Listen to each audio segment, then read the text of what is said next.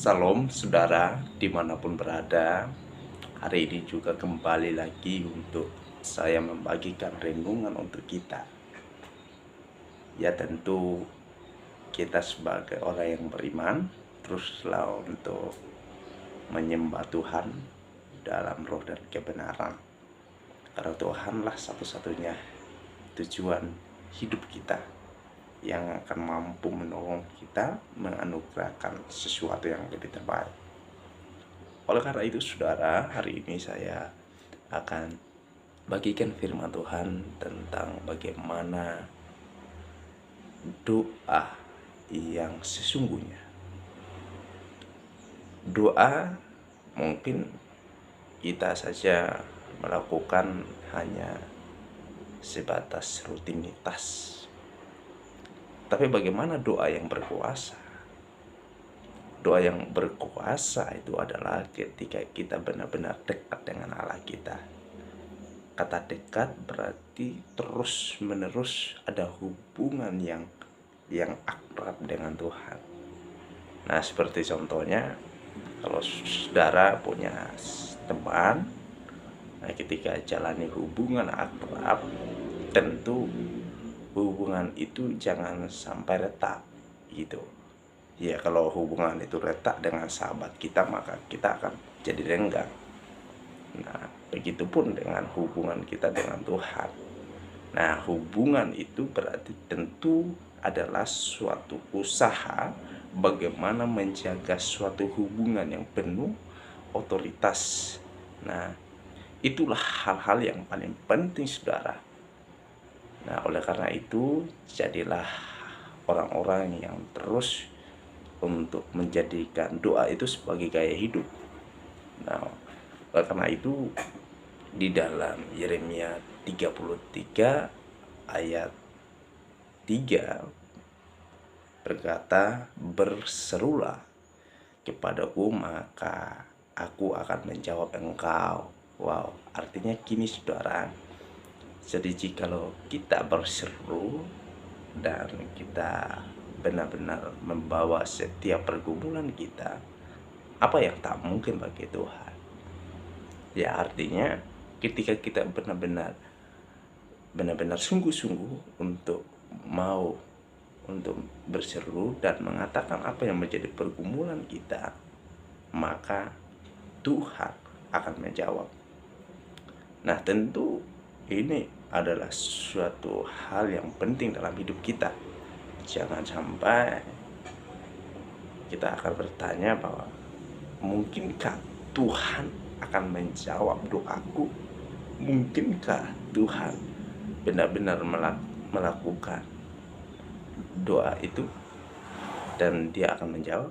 Tentu iya, apabila kita dan saudara bisa mampu untuk benar-benar sungguh-sungguh. Makanya sudah dijelaskan di dalam firman Tuhan bahwa berserulah maka aku akan menjawab.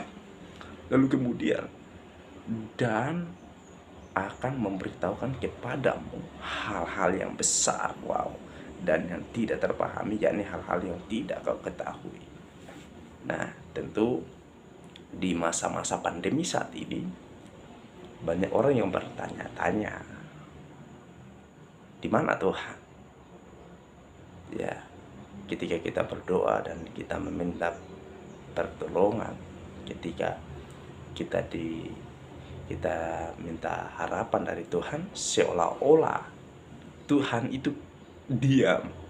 Tuhan kita enak-enakan, mungkin lagi tidur, ya kita rasa kita bisa berpikir seperti itu. Tetapi saudara, saya mau tekankan bahwa ketika kita benar-benar berseru dan berharap padanya, maka apa yang dilakukan oleh Tuhan? Maka dia akan memberitahu hal-hal yang besar bagi kita yang tidak terpahami ya oleh pikiran kita. Jadi bagaimana kita mau melihat sesuatu yang dari Tuhan? Ya, dengan kita menggunakan mata hati iman kita. Ya, itulah salah satu bagian yang penting untuk mewujudkan sesuatu yang terbaik dalam kehidupan kita. Jangan sampai kita malahan menganggap remeh seperti itu. Nggak perlu berdoa dong. Ya tetap Tuhan Tuhan tahu kok hatiku, yang aku alami. Tapi tidak begitu, saudara. Tapi bagaimana hubungan dekat kita dengan Tuhan? Ya ketika kita selalu dekat dan berhubungan akrab dengannya, maka dia akan menunjukkan hal-hal yang terbaik. Jangan putus asa di saat-saat kita dalam keadaan yang krisis, ketika kita berada dalam keadaan yang tidak menyenangkan.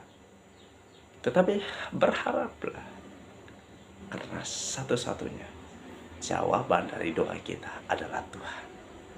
Jangan sampai kita menjadi manusia yang bebal, tapi jadilah manusia yang terus menyembah Tuhan.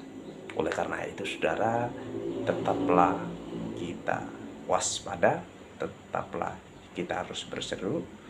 Dan di masa-masa sekarang banyak orang-orang yang mengalami duka cita, banyak orang yang mengalami masalah dalam hidupnya.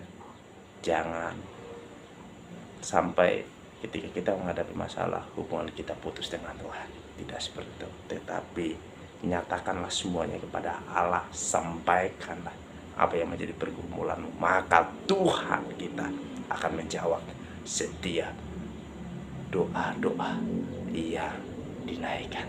Percayalah bahwa Tuhan kita adalah Tuhan yang mengasihi. Dalam Kristus Yesus, Tuhan memberkati. Amin.